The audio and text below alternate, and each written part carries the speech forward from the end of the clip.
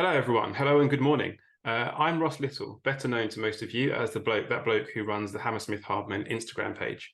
I'm absolutely delighted to be sharing with you this first edition of the Hammersmith Hardmen podcast called My Bottom, a podcast that I hope is going to cover all things bottom, what it means to me and what it means to others. Sometimes it will just be me wittering on, and other times there will be some guests. And for today's very first episode, I could not have wished for a better, very special guest. I'm joined by someone who is a comedian, actress, and P.G. Wodehouse Comedy Literary Award nominated author. Her stage and screen appearances include The Young Ones, Absolutely Fabulous, One Foot in the Grave, Splash, Celebrity Big Brother, The Vagina Monologues, and she's also had a sellout run of her stand-up show, I Might As Well Say It, at the 2018 Edinburgh Fringe. But I think she'll most likely be best known to followers of the Hammersmith Hardmen Instagram page, at least, as having the somewhat unique honour of appearing in 2 episodes of the sitcom Bottom as 2 different characters. I am absolutely delighted to be joined today by the one and only Helen Lederer. Helen, welcome to My Bottom. Yes, it's a very extraordinary introduction, and I don't think anyone's ever said that to me before in that way. But it's lovely to be welcomed. Excellent. I'm pleased that's a first for you. It's good to get some firsts on this podcast. There's been many podcasts, but again, if we can get some new things in there, why not? Thank you so much for joining me and agreeing to have a chat about all things bottom and other things too. So let's maybe just kick straight off really before we get into kind of your appearances on Bottom. It'd be good to sort of get back to the start really, how you found yourself in comedy in the first instance. I think your comedy career kind of dates back to the early mid 80s in the Comedy Store. It was 82 was my first Edinburgh Festival, and I'd already done some stand-up. So my God, yeah, I jumped into stand-up comedy because it was possible to do that. You know, there are all these clubs above pubs around London, and it was the way to start. You know, that was the only way possible. And then also in those days you had to have an equity card, because I wanted to write and perform my own material, and there wasn't really a job description, but that's what it was. I wanted to write material and perform it, and then also be on television and get the comedy out there. Very, very ambitious. I was very ambitious, not a lot of it about. And then you used to get equity contracts in those days, because to be a member of Equity, to be on TV, you had to have an equity card, or to get proper jobs. So one would get contracts for doing the gigs. So that was another motivation of doing gigs. So you really had to kind of go through not go through the motions as such, but really go through the process to get where you wanted to be from a television and script writing and show writing point of view. You've got to go right back to the start and find those stand-up gigs where you can find them, and I guess work the circuit, if that's kind of yeah. Well, for me, I think you know, when you want something so badly, and I'm writing the memoir, I'm thinking, God, I just wanted it. Yeah. And I had an ordinary job, a proper job, to please my parents for a short period of time, because there was that pressure, like with the sociology degree, what do you do? If anything. So I was a very bad social worker for a very short period of time. Then I was able to go to drama school late, at age 28, I think, 27, 28. And so then it was a jumping off. So now, not that I'm bitter, title of the memoir, but not that I'm bitter as well. There were certain people who are much cleverer than me who'd gone to Cambridge, and then there was a kind of channel for talented people in that regard to be picked up, championed straight from university and put into jobs or given TV contracts with their sketch ability. Mm-hmm. I wasn't one of those people, Ross.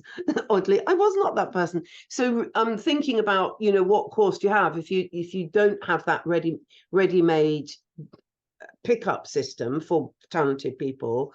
It was a case of going, I've got to get a gig. Where are they doing gigs? And you become known for doing gigs, and that was the only platform available.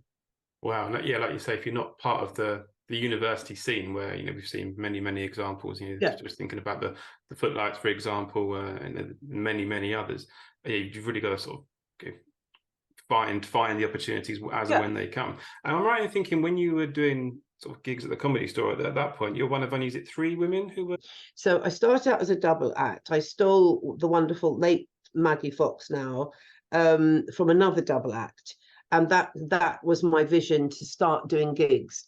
She then returned to her original double act partner, sensibly, and who is lovely, and that's when I started on my own. So around that time, of the women, there was Jenny LaCote and Jenny Eclair.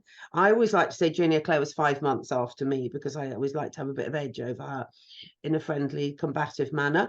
And then I, used to say it always helped if your name was Jenny's, because the male compares could remember our names. It was easier. So there was Helen, me, and there were other women, but I didn't tend to meet them. There were other women. The trick is sort of endurance and staying.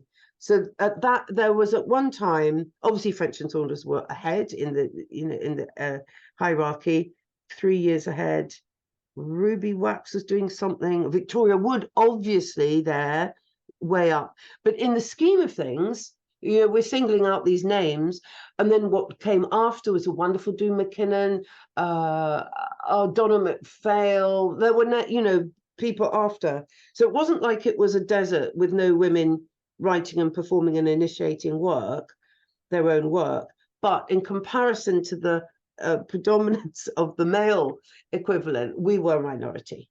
Sure. You've reeled off some real powerhouses of comedy there, haven't you, from the start? There's the French and Saunders and the Victoria Woods, the real powerhouses, and you've sort of referenced Jenny Eclair there as well, and others. So they're not necessarily no women in comedy, but a bit of a, compared to the male sort of colleagues, it's more of a not necessarily maybe not a struggle, but really, again, going back to the opportunity of finding those opportunities and grabbing onto them and then keeping them and progressing. It was exactly right. I mean, and that was the norm. So I don't think at the time, it was normal culture to complain or point it out too much, although I think it was more insidious. You'd looking back, there was an experience that was very different for us.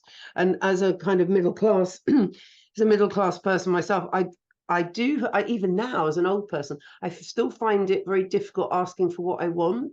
And there was that thing, people would say, I remember referencing Victoria Wood, oh, she's difficult. No, she had her own show on TV and she'd written it. She wasn't difficult. She just needed to get that working.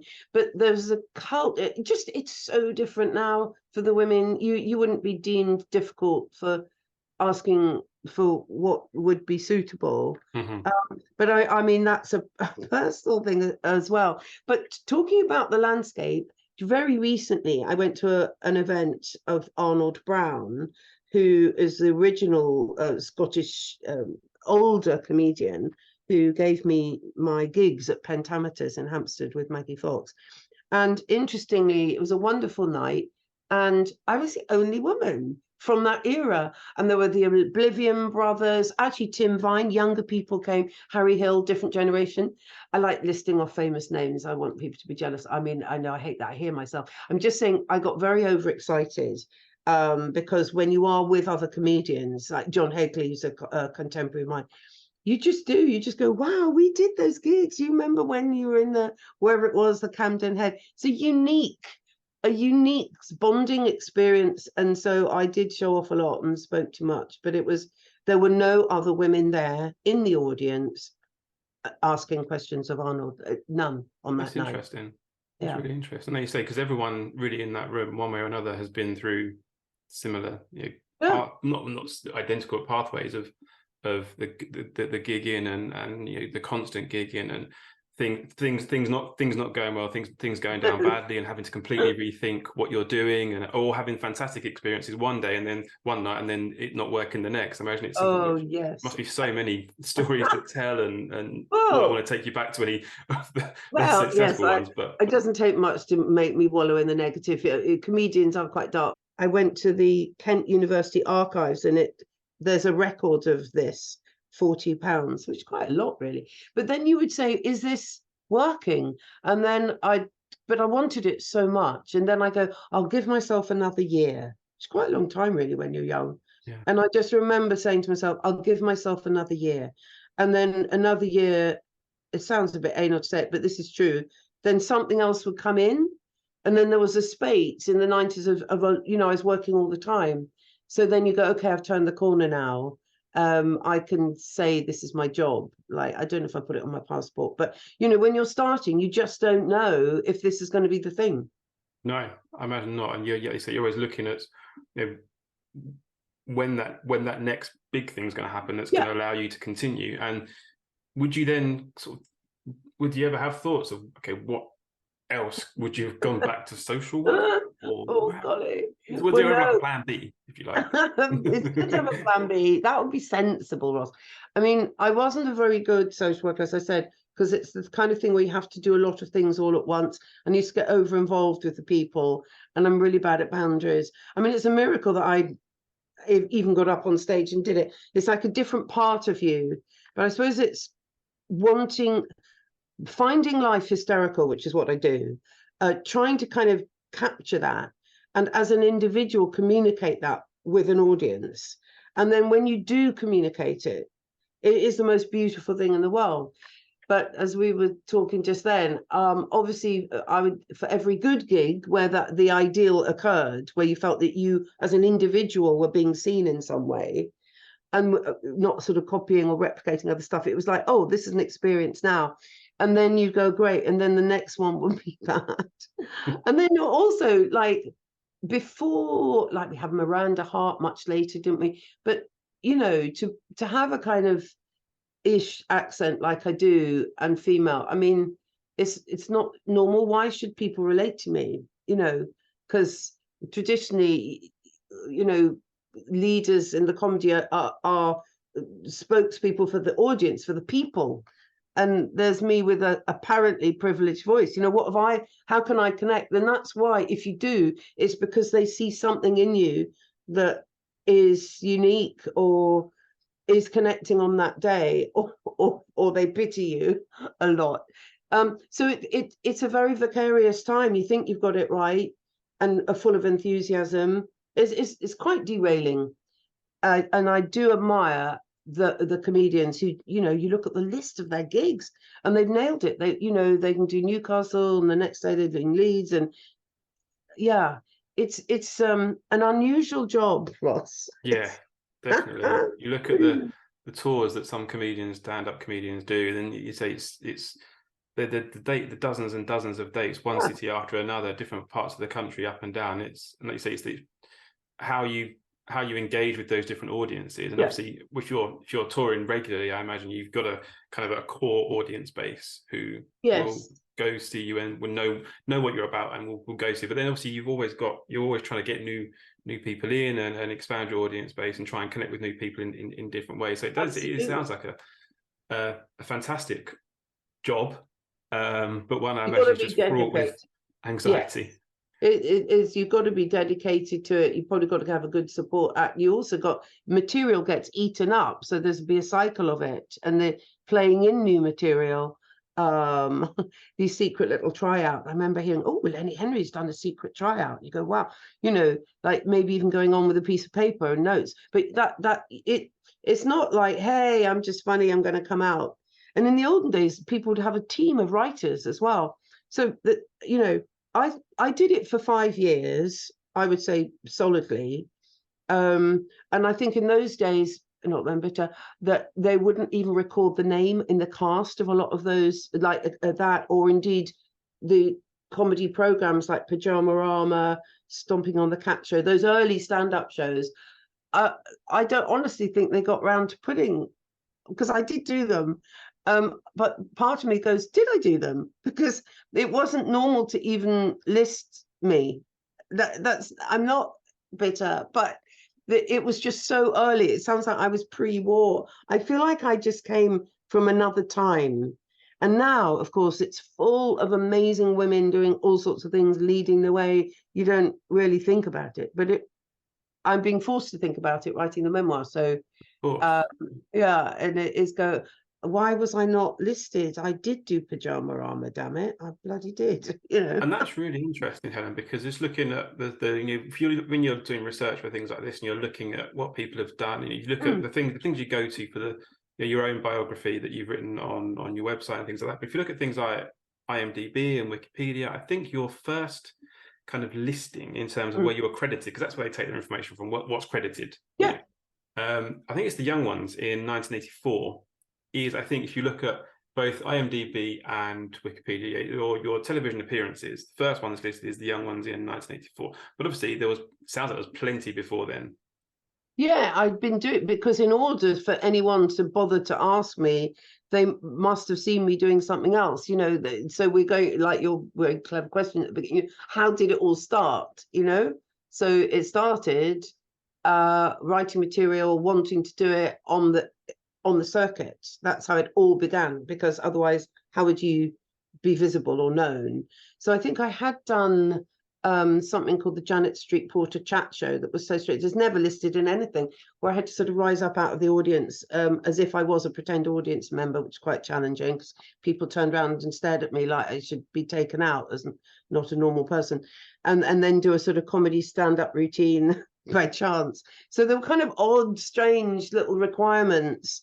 But that was, I just remember again being really ambitious, going, oh, do you know anyone who works at London Weekend? You know, or I must have been a ferret, like really annoying person, just and writing off to the stage to get auditions and just ear on the ground, like what are the programs made available? Because but The Young Ones is a sort of landmark, wasn't it, of that Rick and Lisa Mayer and Aid were already there and were already being championed by Paul Jackson and getting their programs on.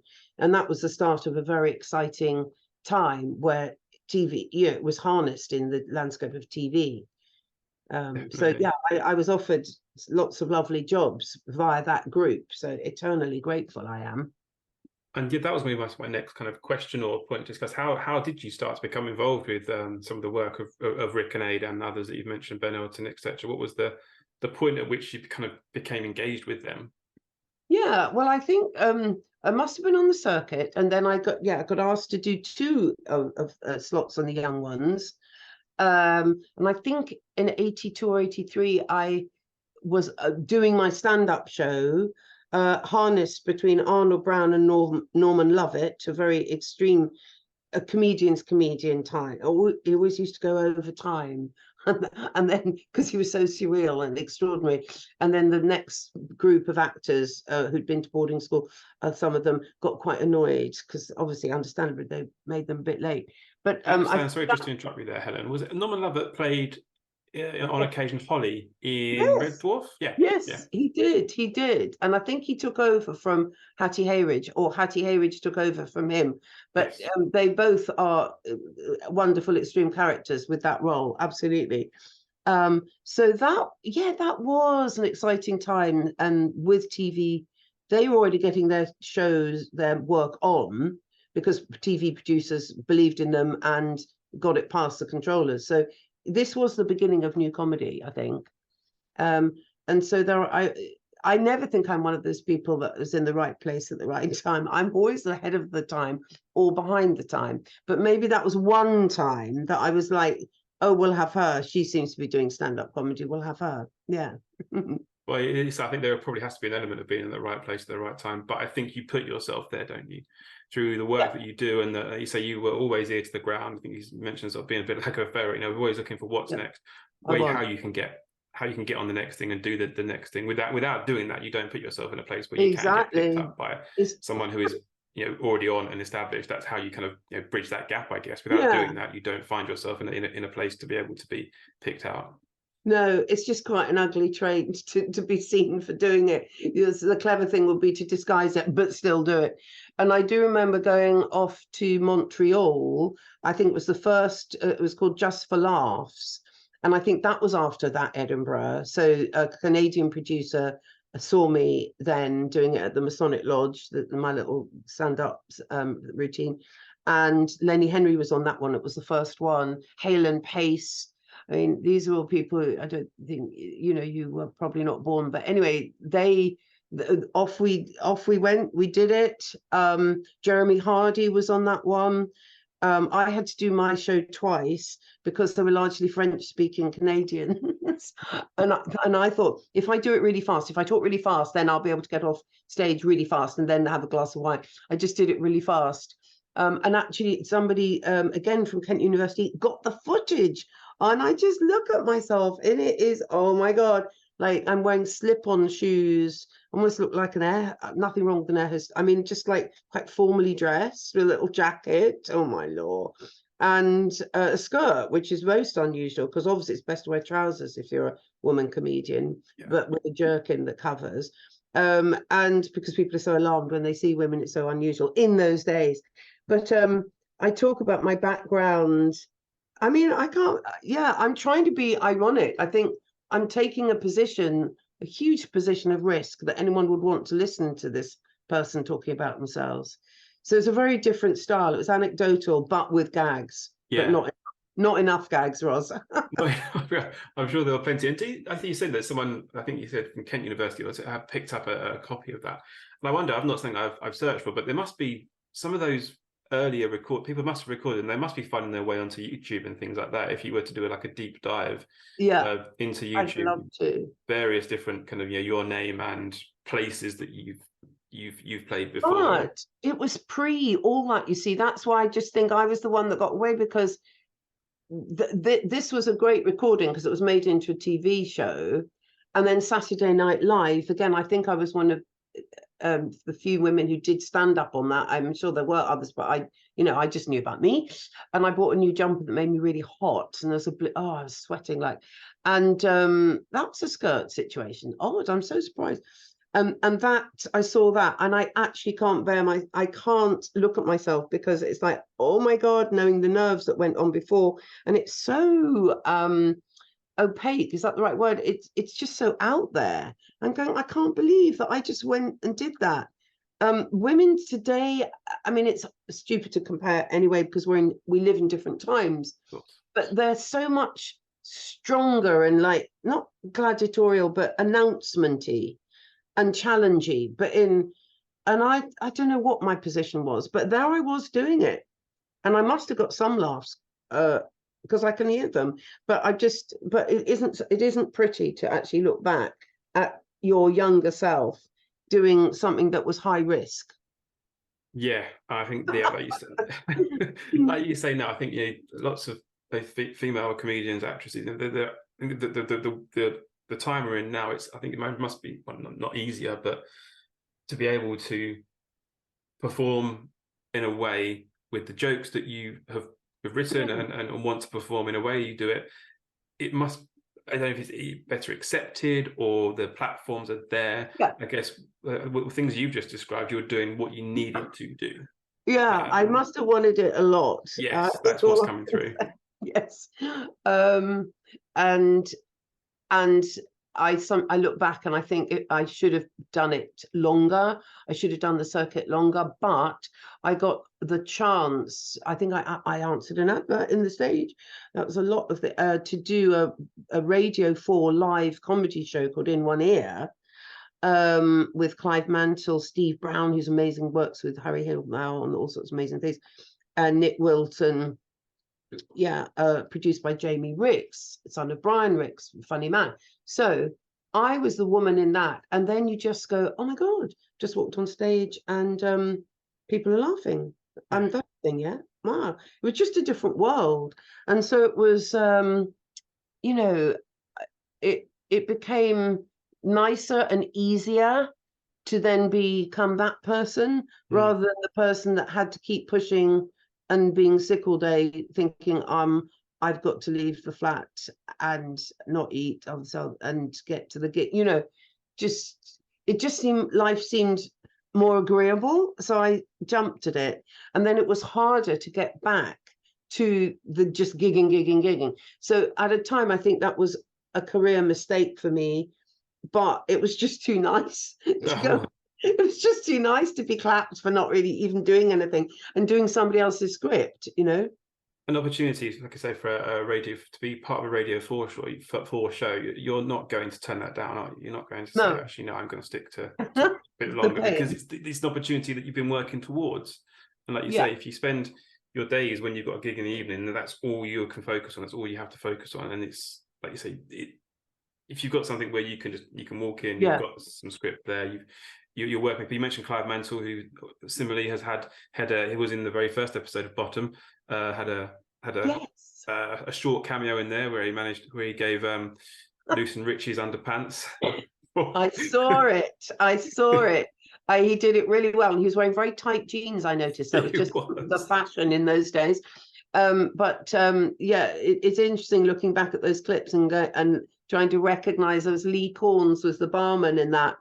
And Lee Corns was part of the Oblivion Brothers, who were amazing. They were ragingly funny, would kind of race on stage from the audience. And so just sharing gigs with those, just lovely seeing everyone popping up in these programs, because we were a resource to people, the young ones, and Filthy Rich and Cat Flap, there we were. And in those days, I think they felt comfortable casting us because, one, we were sort of their mates, but also, two, we were very respectful and wouldn't do actory things where you say, I'm so sorry, what is my motivation for pulling this pint right now? We weren't actors. So it was a kind of agreeable group together. Yeah, definitely. That comes through really strongly. I think back in during one of the COVID lockdown periods where there was a heavy lockdown, I did on the Hammersmith Hardmen Instagram account, I did a Bottom / Young Ones week. So I did a day a week where I focused on actors that have been in both Bottom and the Young Ones, and I kind of put the questions out to because the majority of people that follow the account also love the Young Ones, and they often say to me, "Why don't you share clips of the Young Ones? Why don't you do more Filthy Rich and Cat Flap?" And it is a Bottom specific account. I'm a big fan of the Young Ones, but you can't do it all, Ross. Can't do it all. No, but Bottom is my favourite. But that just going through that week, I was asking people to give me suggestions because there were so many, and we had I think in the end there was about 15 people that had prominent roles in both the Bottom and the Young Ones, from people like you mentioned, Lee Corns, who plays Dickhead, the pub landlord. Off the top of my head, I can't remember any of the actors' names off the top of my head, but there was many of them. And then also Filthy Rich and Cat Flap as well. That's it. Mark Arden, Steve Frost, and then in the bizarrely in Filthy Rich and Cat Flap, which I was a nurse, as I played a lot of nurses, as we know.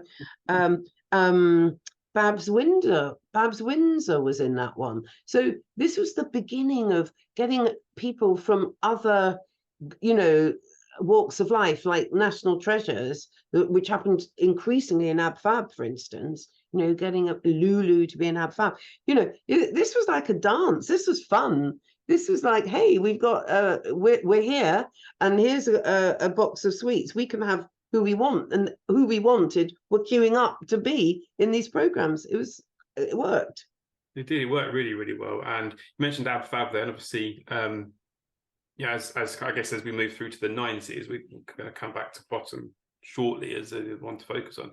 You found yourself in things like, Absolutely Fabulous, One Foot in the sort of things of One Foot in the Grave. Did it feel like a shift from in that kind of 80s period of the Young Ones and Comic Strip Presents and Filthy, where it was kind of that alternative comedy, an archaic type comedy, and then obviously as we moved into the kind of early mid 90s, there was a bit of a shift. I think that it kind of didn't have its day, but it definitely peaked, and then comedy shifted again, as you find. How did that feel? Was that noticeable? But by this point, you're fairly established, and is there something that you felt that shift in? Well, yes, interesting observation. Yeah, about things sort of morphing into other things. What I would say is actually the comic strip lot, like French and Saunders, they carried on creating their own programs, their own platforms. Like French and Saunders carried on as a sketch show, which was superb, their own comedy and parodies. So, very jealous, clearly. But a few people were able to carry on, but because I never did that, I always thought I was going to get my sitcom, and I never have, and I never did. And that's a very important thing about being mature, because I was going, I wanted Miranda Hart's career, bless her. Has she retired yet? Joking, not really. But do you see what I mean? It's like that never happened to me, and I'm sure there are 101 reasons why it didn't. Could have been because I was crap, but also it's timing, how you put yourself forward, what else is going on. And I remember going to John Plowman, who was in charge of The World, and saying I had a script about a political MP. And he said, we got something similar in for Dawn. And that's fine. But that's how the world works in any walk of life, in any industry, you know. So back to what I ended up doing was great to get acting parts, you know, and it's just a different hat. So yeah, one foot in the grave. I think I had to work with a baby that cried. It didn't cry at all, and then it cried on the take. I think it must have picked up everyone's anxiety. And it was a studio audience, I'm pretty sure. And I played a shoplifter, and that was interesting. But you know, you'd think, yay, turning up at acting rehearsal studios, get your script, you've got a name, it's always a bonus to have a name as a character, whatever you're doing, not just girl at bar, whatever, or that was something else, naked video. So I was happy to jump in and do what came in, you know. I loved it. Brilliant. I think you mentioned we can move actually that's quite a nice kind of segue into Bottom. Yeah, you played two characters in Bottom. One didn't have a name, and one had quite a substantial name. So let's focus on the first one, the first character first. So you initially played, when I've looked this up on the various places that store TV appearances, so you're just listed as Nurse. That's your title in that, in the episode Apocalypse, which is the 4th episode, I believe, of series 1. And interestingly, it's the first episode that I remember watching fully all the way through. I'm 40 in a couple of months. So I started in your prime. So yes, in my prime.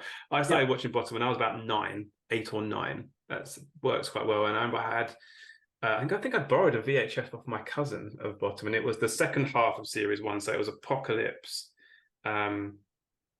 Bottoms Up, where they run the corner shop, and then the final episode, which is Accident, which is Richie's birthday. But yeah, Apocalypse is one of the first episodes I remember all the way through, and the exchange between yourself and Rick Mail is one that really stands out. As I mean, what are your memories of just having that very bizarre exchange? It was a bizarre exchange. So I'm a nurse, that's right. Something's happening, but it's all very urgent, as typical it is with Rick and A, their characters. He's coming in, he wants something, I don't want him to have it. So there you've got your traditional setup there. I can't remember when I said that, I can't remember what it was he wanted, but what was it he wanted? He wanted to see a doctor because he'd been told he had basically 3 days to live. The fortune teller had told him he's got 3 days to live, but he feels fine. You're asking him what's wrong, and then he's looking at the names of people upside down, and one of them's already died, and one of them's got no legs. Oh God! I mean, you would not do that now, would you? I mean, it was just so like out there, just cruel, on the nose, everything. But yeah, thinking about the lines, they were very nice put down lines. They did write nice lines for me to put him down. It wasn't just the feed. Yeah. I mean, a small part, but you know, substantial. And I actually got laughs, or the character got laughs. So that's another bonus to them, of writing really good lines for other people as well. Definitely. And I think we can sort of branch out and talk about some of the other kind of one-off characters or secondary characters. I mean, a lot of the episodes that people come through as their favorite, I do these kind of watch-alongs from time to time where I put a poll out and say, let's watch an episode together.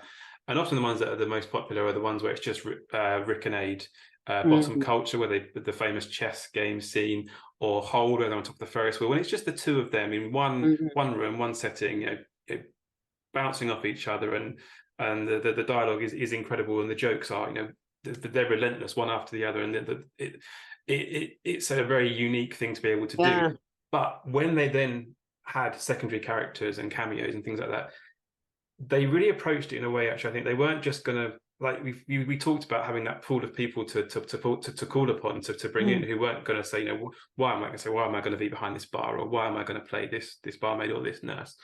They really thought about who they got in, and they wrote really strong lines for these characters. I'm thinking, I think Julia Sawalha, who was also in Ab Fab, she played a barmaid in a Bottom Parade, where they get a tip from Tightmouth Larry to put a bet on, and then she has some fantastic exchanges with Rick, and I think it's fantastically well written. And then they put a lot of thought into who they wanted to come and do this. Brian Glover also has a very, very famous kind of cameo in Bottom Gas, the episode where they steal the next door neighbor's gas, and again has some outstanding lines. I do remember that. And then the doctor, going back to this one, was a famous actor who was the actual surgeon. So there was a corpse, and then Rick comes in and is sort of doing this kind of carry on as you were, and just everything getting worse and worse, more and more chaos. And then and in the end, I think it was Roger, the very grown up good actor, said, "Get out." By which time, it had all just, raised on high, hadn't it? Just the crescendo of it. And then he comes out, he's not deterred. And then his bloodied hand goes on my cheek. Yep. And think, thanks, that's nice. But watching it back, it's great, because I must have known that was coming. But I have to say, I didn't flinch, did I? No, not at all. I think quite proud of that. I think I often do sort of screenshots. There's a shot of your face just as Rick puts his hand on your face, and your sort of the way you look does not change at all. Unimpressed, obviously, but I'm very trained in that. Maybe I did that once in my 1 year at drama school. But again, when you're in the company of Rick and Ade, and you even then you knew that this was a good thing to be doing. So I was one of those, I just want to do the best job I could, not be too funny, make sure I did what was required, like a goody two-shoes person. I just wanted to be praised for doing the job, didn't go outside my remit. No, absolutely. That kind of leads me into a question, which I think is a very pretty predictable one. But what was it like when you're working with people like Rick and Ade, who maybe they attach like the bottom fluffs at the end of each DVD or VHS as it was DVD, where they're corpsing and they're going off script, and things are just getting more and more out of hand. What's it like to be a part of that? Because I was far too young to ever watch go watch an episode live, but I could just imagine for a 30-minute sitcom, as it was, because it was a BBC one, so it was full 30 or 28 minutes. You probably look at another hour and a half of just them over and over again, and cocking up, corpsing, and adding things in. Rick in particular, really sort of playing up to the camera and really enjoying time and getting the audience kind of really engaged. And what must it like to be sort of part of that? And how, like say, when you're someone who's you're wanting to kind of do what you're told and impress and do the right things, it must be like a strange experience to sort of see that going on, but also wanting to maintain that kind of being sort of quite straight. Well, the power of I can talk about Rick more because I had met him at the when I was doing the stand-up, so I had got to know him a bit during that summer, during that Edinburgh Festival in the summer, and we talk about comedy. And then I saw him, I think, then for the first time. So he was not afraid, the most unafraid performer I had met ever. Charismatic, unafraid, could actually be quiet, could actually stand on stage and do nothing and maintain that, which was something we talked about. I was thinking, oh my God, because I'm like talking, I've got to just get to the next line kind of thing. Amazing power.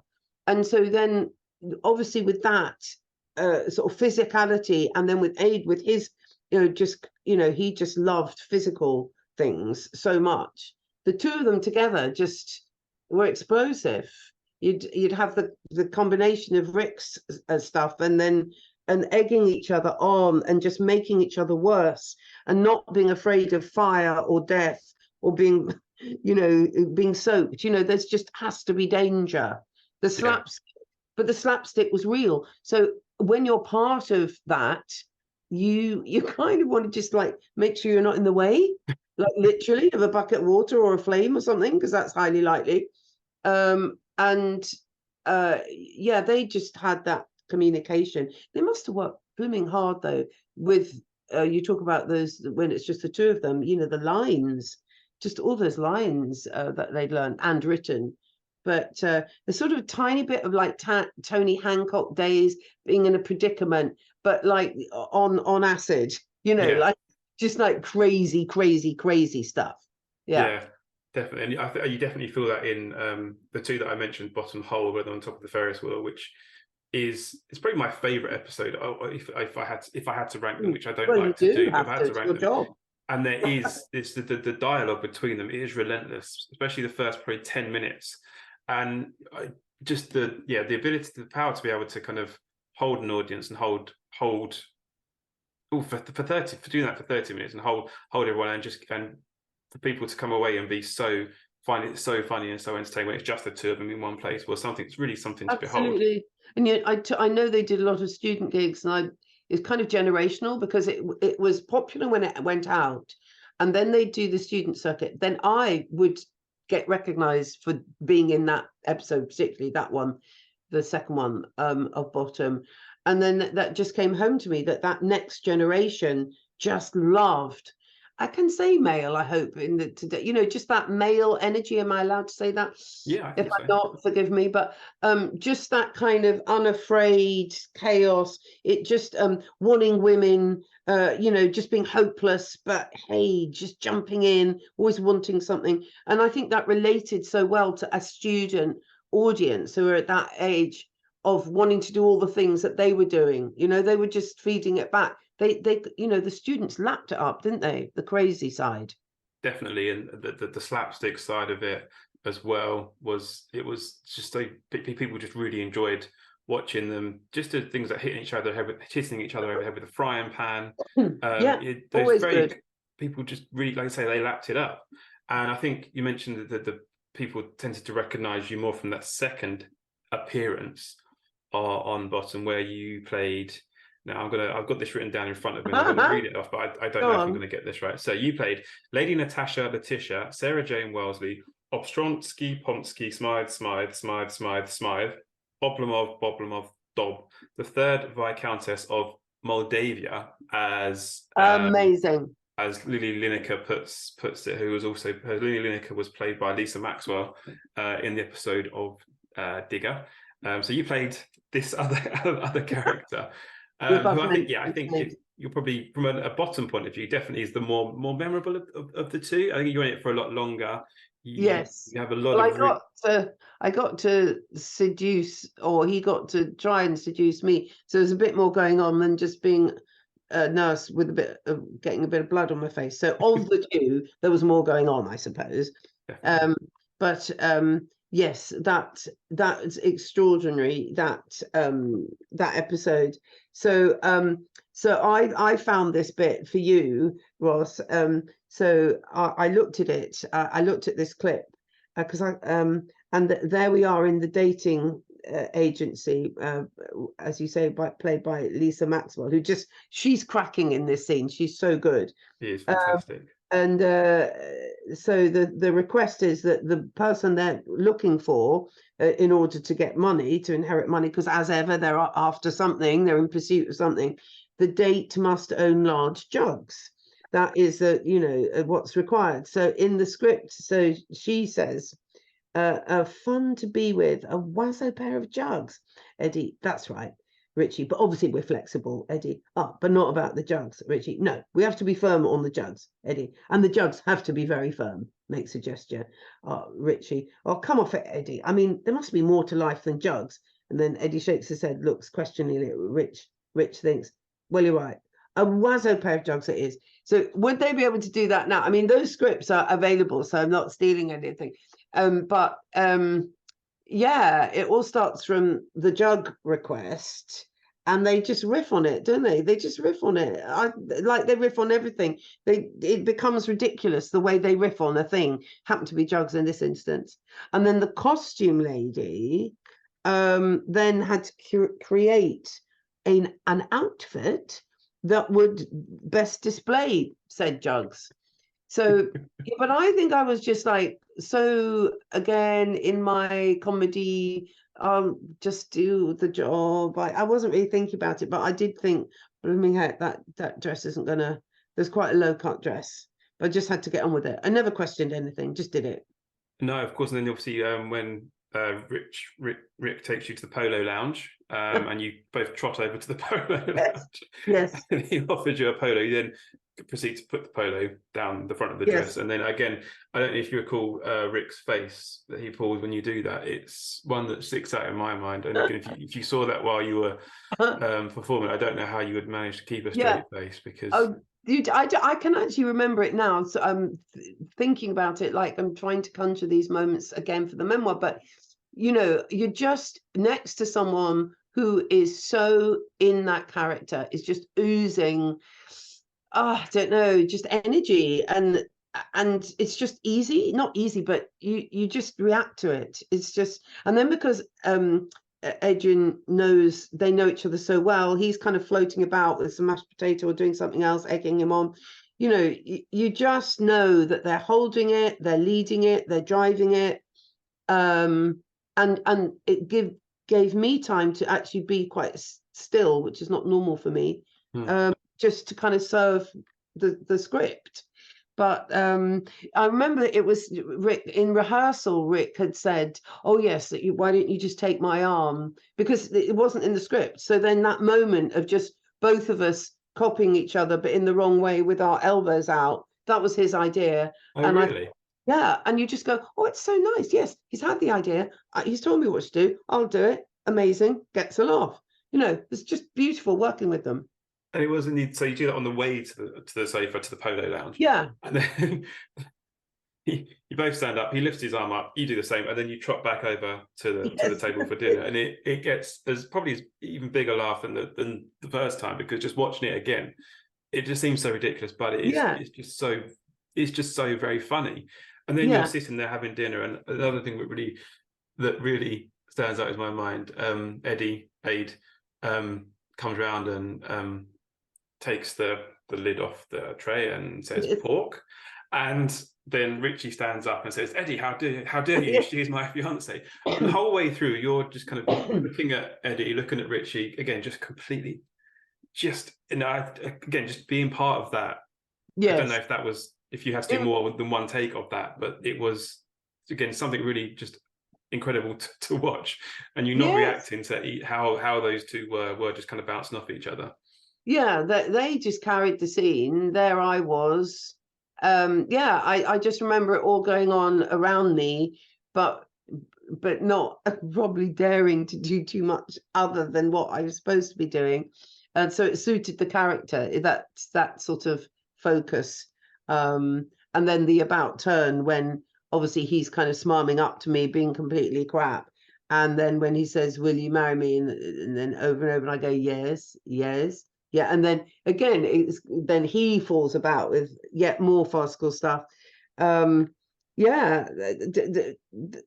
was beautiful to do that scene with them. Yeah, and then the seduction one, if I may jump rather too eagerly, possibly into the horrible grungy bedroom where we have to do the next scene, with his horrible pajamas. Yeah, that was. Again, woo, and then you just have to do what you're told. Just remember to do no more, no less. Yes. And I think, again, Rick was kind of really in his element. The scene just before then, when he's got his Joy of Sex book, and he's playing out the various roles. And again, that's one of the iconic bottom scenes. Oh, it is, because then it's a classic gag, isn't it, about the woman having a beard? But it is a classic, and he just does it so beautifully. And you could watch that a few times and still laugh. there he is checking out. I mean, that maybe that's why they appealed to students so much. I mean, it was that kind of, they clearly these gauche characters just desperately wanting a shag, and probably going about it in the worst possible way, or you know they're not, you just know it's going to be disaster, and they're so callous to each other. It's just all that betrayal between them, and yet there they are together, still mates for more stuff going on. It's funny. Yeah, I think it's kind of a bit of it's almost a sort of a tried and tested thing, isn't it? Of, you know, two blokes or just two people living together, don't really like each other, No. but they end up finding their way back to each other all the time. Yeah. You know that every episode is never going to have a happy ending, but you know what they go through is throughout the episode is what you're there for. Yes. I mean, where would probably, this is getting pretty difficult to rank, but you know, where would Bottom sit in your kind of favorite things to have been a part of? I mean, that's difficult. Oh no, a good question. I mean, I would say really high, particularly that episode. But again, at the time, you don't think about it. But then, I suppose just other people. I mean, I'm a Division K. If you know, I'm not in the elite, which is fine. I mean, few by definition, few people can be. But it's interesting that when people, if they do recognize me on those occasions, a lot of it is from that episode of Bottom. So it's really, nobody predicts it in this mad world. You just do a job. So it obviously triggered something. Their characters, that series triggered something, and then that character must have triggered something, because so I'll buy that. I'll take that one. So I'm putting Bottom on the top list. Yeah. I think if I was to do a poll, which I might do at some point, of people's favourite kind of secondary characters that aren't Rick and Ade, and maybe aren't Christopher Ryan and Stephen O'Donnell play Dave Hedgehog and Spud Gunn. They recur. I think they're in a couple of episodes per series. I think Lee Corns as Dickhead, the pub landlord, is another recurring character. Yeah. If I was to remove those and say, you know, who would be people's favourite one-off character, I think it'd be between yourself as Lady Natasha, Brian Glover as Mr. Rottweiler, and probably the Gas Man from also the Gas Man episode. Yes. I think those would be the top three that people would say. Hooray! I'm in the top but I will do a poll, and I'll do at some point I'll let you know. Because I didn't do anything. You know, when you do a thing and then you don't, all you do is you do it. So I didn't sort of strive to do it, but I did it, and I was thrilled to do it. So it's just one of those things you go, that's amazing. Whereas like back on the stand-up thing, you go, oh my God, you know, wouldn't it be great to be voted best newcomer or best endurance person, or, you know, which I never was, you know, and that's all your own endeavor.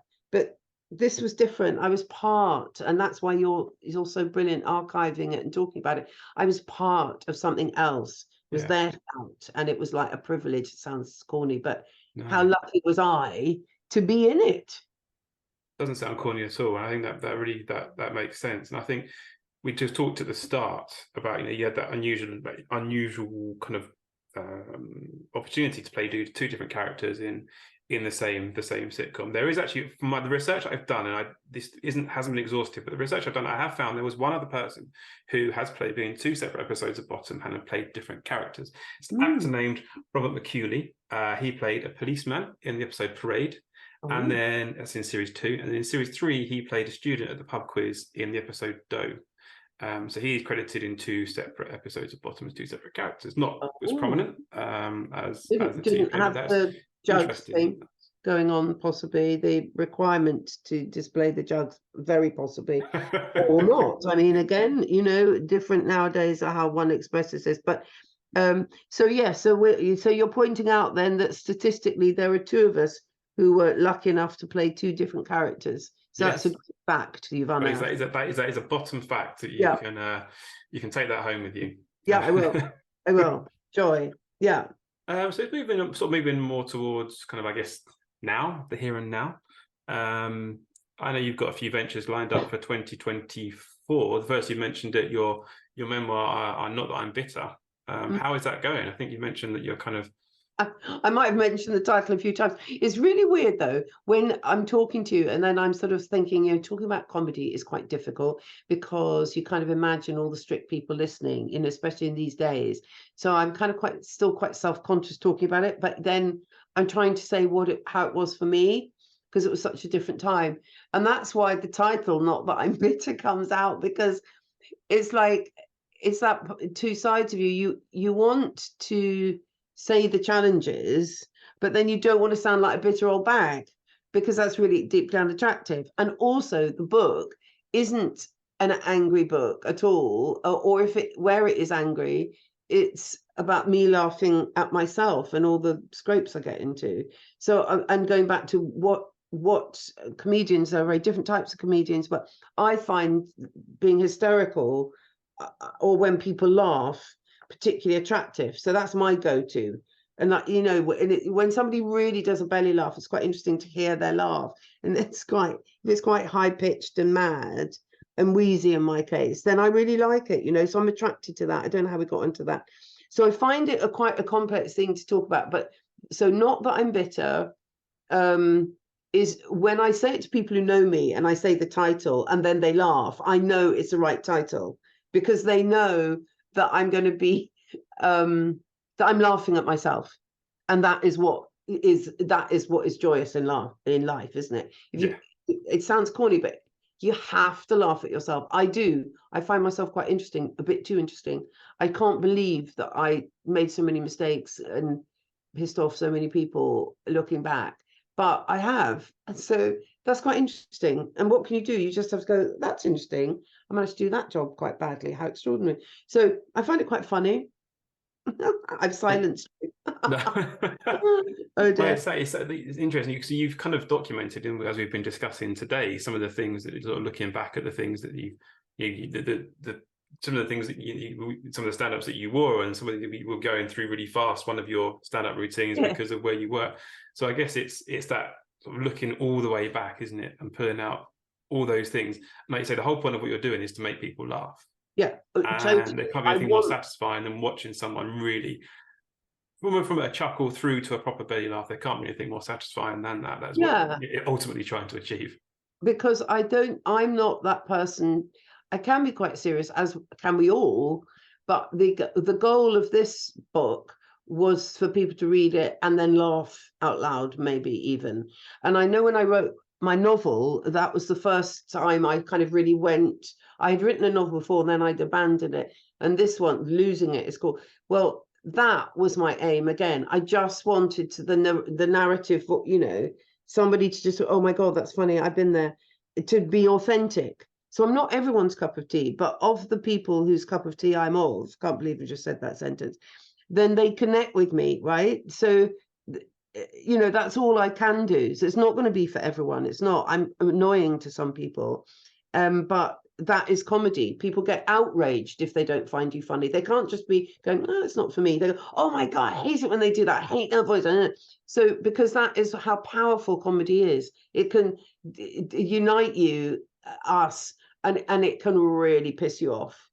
Absolutely, that's so it's really quite provocative, isn't it? It is, and you've hit the nail on the head there. Yeah, I think people find it very difficult just to say, oh, I can see why people might think that's funny, but I personally don't think that's funny. I hate that. I can't stand that. It makes me angry, which I find really, really interesting, because there's certain comedies that it's personal, isn't it? And it's either subjective or objective. I can't remember which of the adjectives it is. It's one of those. It's subjective. I'll pretend I'm a teacher for that particular rare moment. But so with the novel was the first time I had that experience of writing something and then hoping that something on the page would make someone laugh, which is a different thing again. And I just got locked into my own head and just did it. So I'm hoping that not that I'm bitter, will have that, but obviously it will have truths in it. Because I think for me, you only do one memoir. I know some people manage to crack out about 5, but I think this would just be one memoir, because I can't wait to kind of write a novel or just, you know, get different kind of freedoms, because one worries about talking about people, you know, one worries. I'm a worrier. So that'll be interesting. Looking forward to it. I think you mentioned you're kind of going through proofs at the moment. So when would we expect it to be released? April the 11th. The 11th, and it's available to pre-order at the moment, isn't it? I think it's so available, probably the most available thing in the world currently on Amazon and Waterstone. So my dream, and I don't know if this will happen, but apparently if people will pre-order it. They don't take the money out yet. And then I think it gets reduced. I hope so. I mean, I'd give them away. I would just stand and give them away outside my house probably. And then that, if people buy them, then it makes you into a list. And I just want to be in a list because I'm at the end of my life, not, I'm in that autumn thing. And although my novel got nominated for the P.G. Wodehouse, I was chuffed at being nominated. I'm thinking, hey, can I be on a list? I don't know what lists are available. I mean, like a bestseller list. Yeah, I'm hoping there are several, so I've got options. But my job is to try and make people pre-order it, because then that registers with an organization. I've just made that word up. I don't know who, but there is like maybe one person with a pen and a typewriter clocking every time a person pre-orders. And if enough people pre-order, I will then be in a list. And because I was that person who didn't pass exams, I was the headmistress would always go, all those people have passed. And I thought, oh, my name's not out. So not on that list, but so I want to be on this list. That's my dream. Well, that's good enough, I think. So yeah, we'll make sure we get it pre-ordered, get you on that pre-order list, whether it's on all the different places that you can pre-order. I don't know what the rules are about stating places, but it's available from all the places that you can pre-order a book from. That's the nice sentence, Ross. That the places that we normally order things, maybe like sometimes bin liners as well. We can't go out to the shop. That kind of place, yeah. And I think if you're going to be talking about this on your X/Twitter account, Facebook, TikTok, Instagram, which is at Helen Lederer, and then also you've got your YouTube, which is at Helen Lederer TV. I think you've also got something else planned, your one-woman show coming up too. Yes, the one-woman show will be at the end of the year, with microphone, a simple set. I've given it a lot of thought. I'm excited about it. I've gone around looking at other women just to see what they're doing, not to copy, because I'm very strict. I saw Jenny Eclair's show and it was terrific.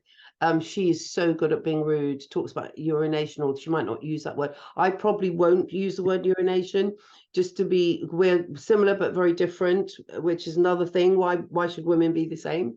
I think she's great. So I'm hoping that I'll do bits. I will be doing bits from the book, but not one of those things where you read and then people can see the length of the book and they go, oh my God, they've only just started. And then if you know someone's going to read from a book, you turn off. So I will not be reading for the book, but I'll be doing different things. So I'm really excited about that. That's going to be a very exciting experience to sell the books, although I won't need to because they'll be pre-ordered. Exactly. Platform. But to just try and celebrate, not that I'm bitter, on stage is really important to me. That sounds really exciting. And do you still manage to get up on stage much now? Is it still seems like steps? I need Rick there with his arm, bless. So yeah, no, I mean, I did do at the Edinburgh show before COVID, was 2018. Yeah. I did sort of go back and see what it felt like, and I did do that, and that was quite interesting. And if I forgot my lines, I would just ask the audience to tell me where I had been. So it was quite fun. It was quite interactive. So I took that kind of pressure off myself. Yeah. So it was different. And I think I like that kind of performing. Any producer will have its head in his hands if they hear that. Helen, could you maybe just do the content you said you were going to do?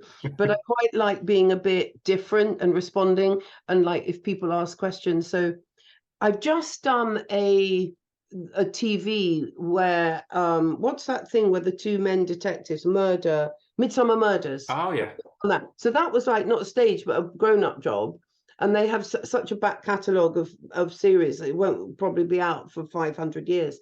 But I played a shoe fetishist person. So that's quite an interesting departure. That is. Where you buy shoes online for shoe fetishists. Oh. So yes, you're looking perplexed.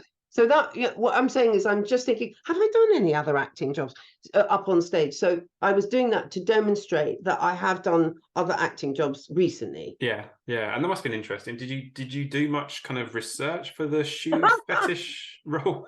Well, I probably not enough, because I remember the wonderful continuity person, which is the person on set that kind of slopes up and irritates you because actually you said but, and actually in the line is and. I go, I'm so sorry.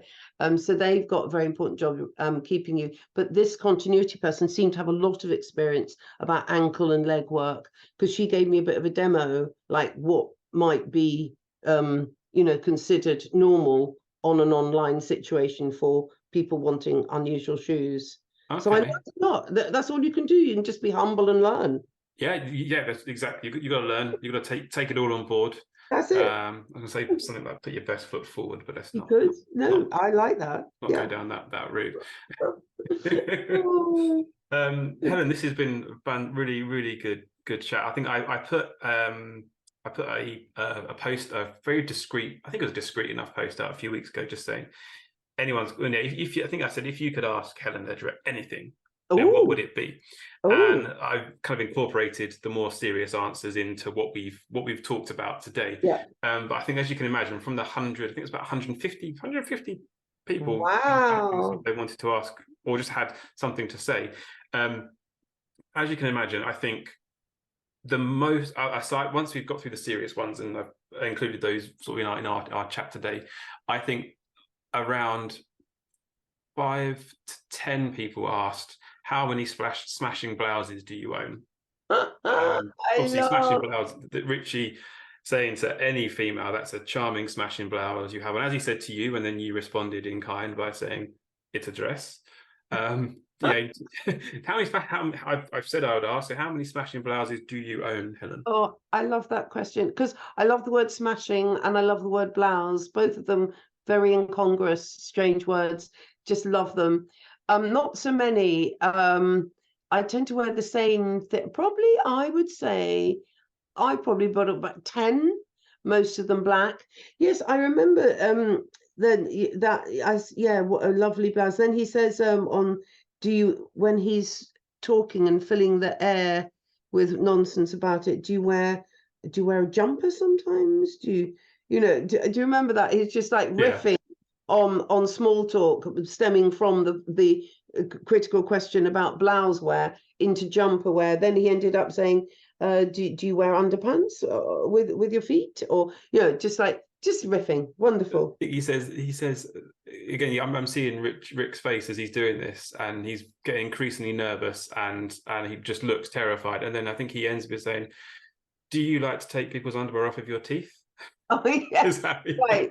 Yes, right. You see, you are the expert here. You must know all. But yeah, I mean, interesting. But blouses, yeah, I'm going for a 10, largely black, and also black in a large.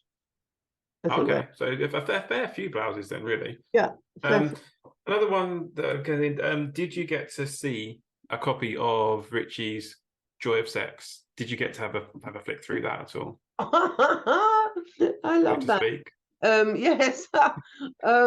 I'm taking myself back into that room. I may have touched the book. I don't know if we sat down and shared observations. I think we were probably moving on to Pastures New at that point. Yes. Good question. And that links into the question: did you ever become the Duchess of Kidderminster? I mean, you're already the third Viscountess of Moldavia. I don't know if you would even be allowed to become the Duchess, because Richie does say earlier on that he is the Duke of Kidderminster and extremely wealthy, which is how you ended up getting paired with him. But did you? I assume you didn't become the Duchess of Kidderminster. That never happened. No, I think I don't think I did. I think I probably just went off in search of other people, because all my family had been blown up in a puff of smoke, hadn't they? So I was left with nothing. So I think I'd be motivated to find somewhere else. I did cop off with Eddie, didn't I? You did. So that was mentioned in the ambulance as an aside. Maybe it was all too much for me. I think I probably would have gone to another postal code and tried again somewhere else. Back to Lily Lineker's, to see if Lisa Maxwell could sort you out with someone new. Yeah, essentially. Exactly. And the last question, one that people asked a few times, without looking, and this is going to be, I wouldn't be able to do this, and said it and read it 1,000 times, would you be able to say your full name from start to finish? Is that something you think you'd be able to No, do? I could cheat though. Yeah. The answer to your very good question is no. I'm not great on lines, Ross. Lady Natasha, Letitia, Sarah Jane, Wellesley, Obstromsky, Ponce, Compy, Smythe, Oblomov, Boblimov, Third, Vite, Comtress. I've let myself down there, of Moldavia. But I think I've missed out some key prepositions in that. Not great, but anyway, here we are. There it is. Enjoying our chat. Yes. The key thing, I think the key thing to remember with that name is there's 5 Smythes. Smythe, and then there's the last Smythe that Lisa, it just kind of loses. She's trying to do it in all one breath, I think. Yeah. And then by the time she gets to the last Smythe, I think she has to take a quick breath to carry on the rest of it, because what a job for her. I mean, what were they on when they wrote that? That's like being really cheeky and mean for any actress. Like, let's really see if we can screw up the actress with it. I mean, that is hard. They went extreme, beyond extreme in that. Yeah, they did, and it was, again, it's an incredible exchange from start to finish with there. Where, again, one of my favorite memories of that part of the episode is where she turns to Richie and says, "Should we have a look at yours, Mr. Richard?"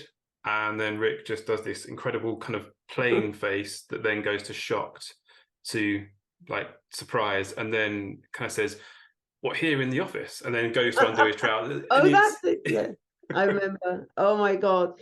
I mean, they like, is there a statistic for how many times, if I may say, men, I'll say that each time, think about sex? I mean, it's either those statistics, like how many lies do you tell in a day, which is an interesting question, and how many times do men think about sex? I mean, obviously women think about sex as well, but he was probably thinking about sex, what, every nanosecond? Every nanosecond. As someone who never had sex and was really never going to. There's a lot of fantasy work going on there, yeah. Well, Helen, thank you so much once again for joining me on this inaugural bottom Hammersmith Hardman podcast. It's been an absolute delight to have you on. Thank you so much for sharing your experiences. To be an inaugural person on the podcast, I'm going to have to listen to it. I've enjoyed. Well, who doesn't like talking about themselves? That is very true. That is very true. So yeah, thank you very much, and we'll put it out soon.